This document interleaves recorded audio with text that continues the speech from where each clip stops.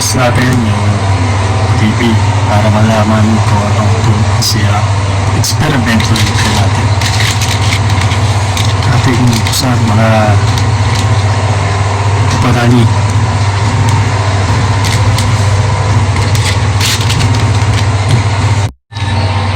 Go. Go. Ngayon po, ating bubuksan yung program.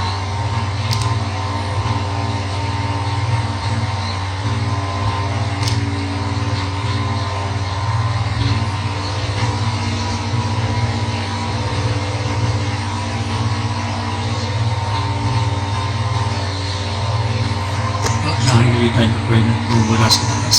Ayan. Ayan, ayan.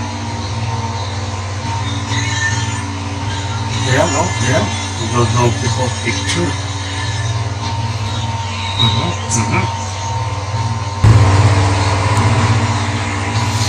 Hindi ko po alam kung paano nangyari ito o ano pinagmulan nito. Pero ayon sa tumingin, bacon board daw po ang problema. Tayo naman sa LG na service center, gusto nilang palitan ng buong screen. Dahil screen na raw po ang sira. So, ating malalaman kung totoo nga bang screen ang sira, o tikot board ang sira, o sira ulo sila pare-parehas.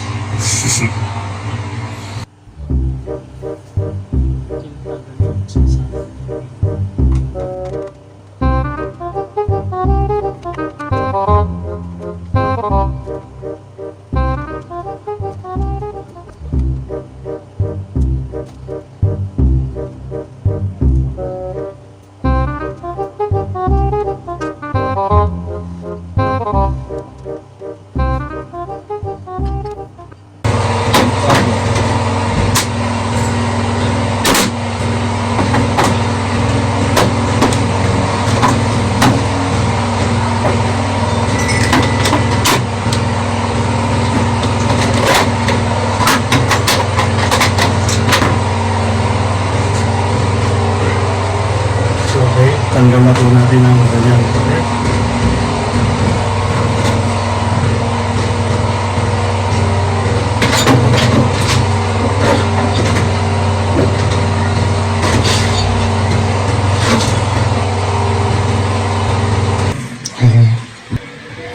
Ito po ang power supply, motherboard, at ang Wi-Fi at ang kanyang tikon board.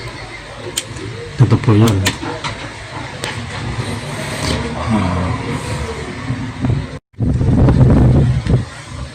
Power. Buwan natin.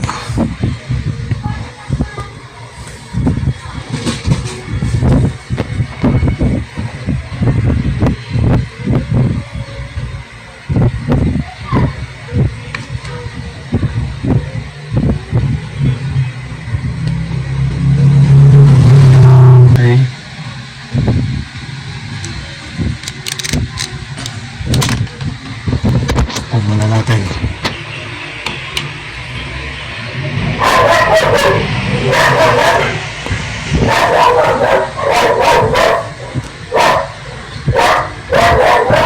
Takataw na po.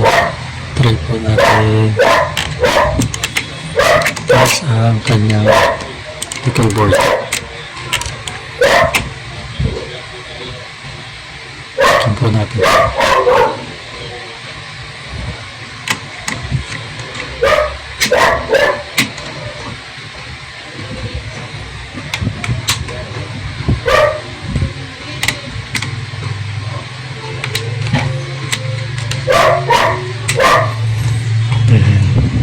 Buwan ba natin i-test? Papantin mo natin ng isa. Ayan, power po natin.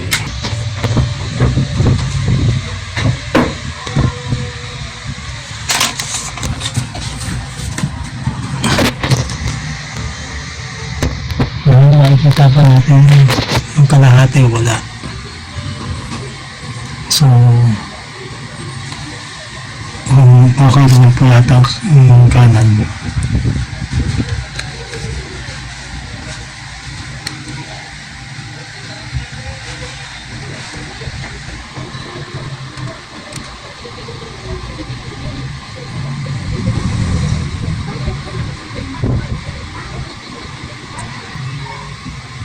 Okay, hindi po nagdodoble. Marami po siyang mabiblink. So, possible nasa kanan po yung problema.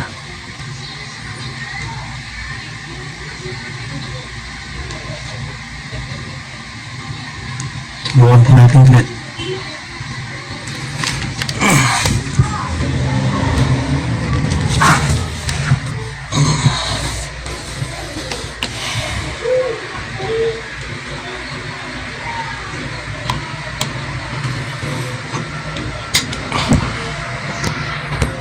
Pwede natin ibalik at testing naman natin yung kabilang side.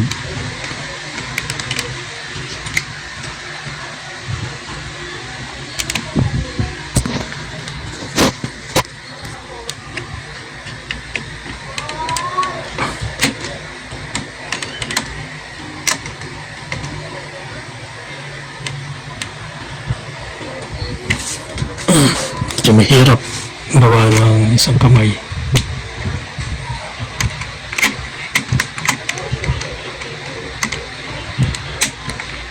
Naman po ko pala ang ating tanggalin.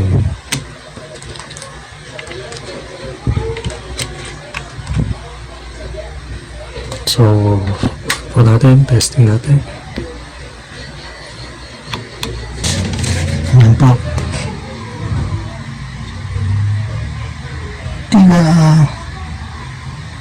Wala namang gumagalaw.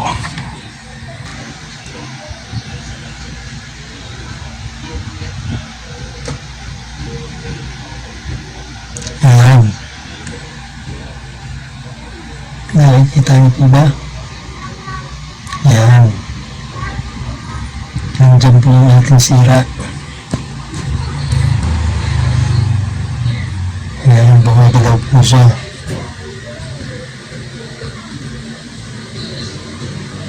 Ayan. So, dito po tayo magpunta sa side na yan. Ang hirap. Ito po na tayong pwesto maayos.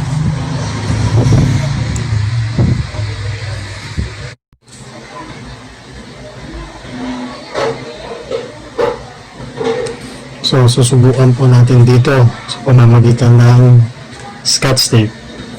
Babypass po tayo dito ng 13 pins. Tingnan po natin kung makukuha po siya. Ating focus.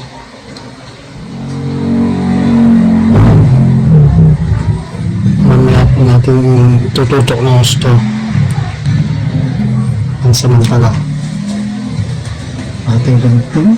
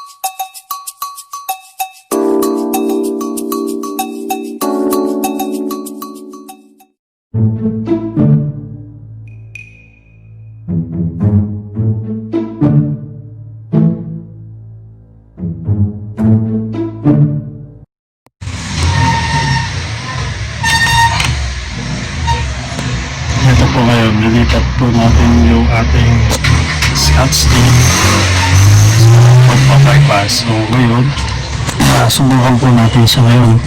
Tingnan natin kung mawawala niya yung kanyang double picture na yan. Ito po ay eksperimento lang. Huwag niyo pong galahin sa bahay. Okay? Power po natin dito.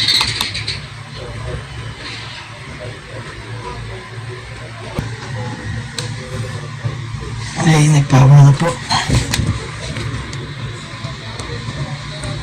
Okay. Kita po natin buo yung picture niya kaliwat kanan. So, wala. Wala pa pong gumagalaw. At, okay. May pagbabago na po. Nakita na po natin na wala na gumagalaw-galaw.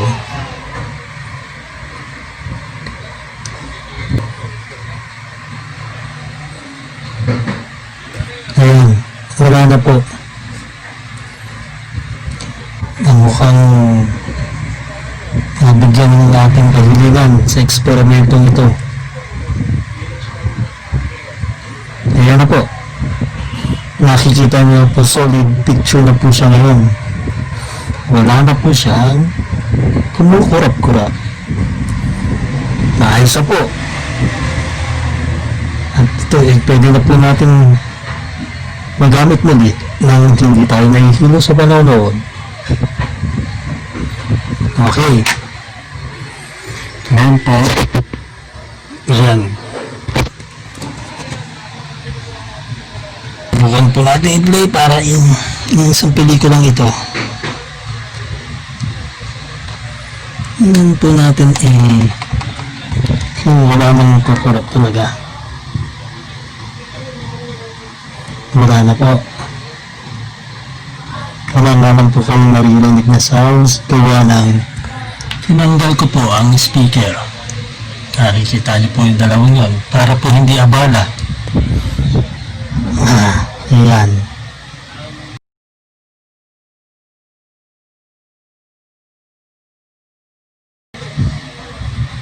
Wala na pong kurap. So, malinaw po, tayo nagtagumpay sa ating eksperimento de Balbakwa, ang kalikot. Bago po natin ikabit yung ating cover at ibalik lahat ang mga pyesa, papakita ko po sa inyo yung actual na pagka-bypass ko. Paano ko po siya hinulaan. Ayan po. Makikita niyo po yung tape. Masyadong yan. Ito po yung aking binaypass. Yung 13 yan, 13 pin. Medyo mahirap po i-zoom sa camera. Ayan po. Makikita niyo po yan.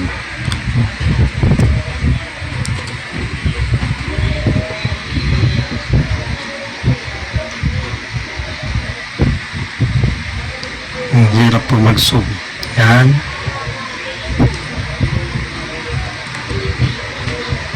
Ayan po.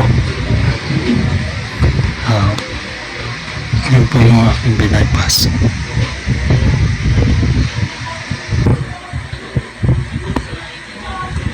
Ayan, medyo lumilino na po. Yan po ang aking pagkaka-bypass. Tinipan ko lang po yung ilang pins dyan na aking hinulaan. So, ayan po. Hindi na po tayo magte-test ng ating tikang golden na naririto sa loob. Hindi na po tayo magbabakas nito. So, okay na po lahat. Maraming salamat po. It really is the final Balik na po piece. natin yung Unbelievable. speaker. No, I believe it. No one knows it. Well, you all knows. It's the entire time. I know, right? It's ridiculous. I mean, if that... Okay, set na po ang ating TV. Here's our final test.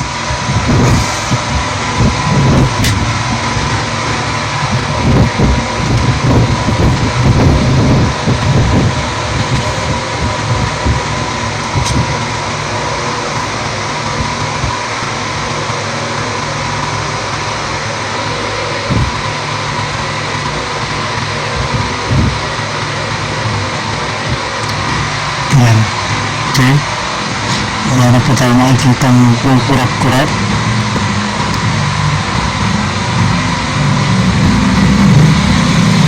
And we're playing.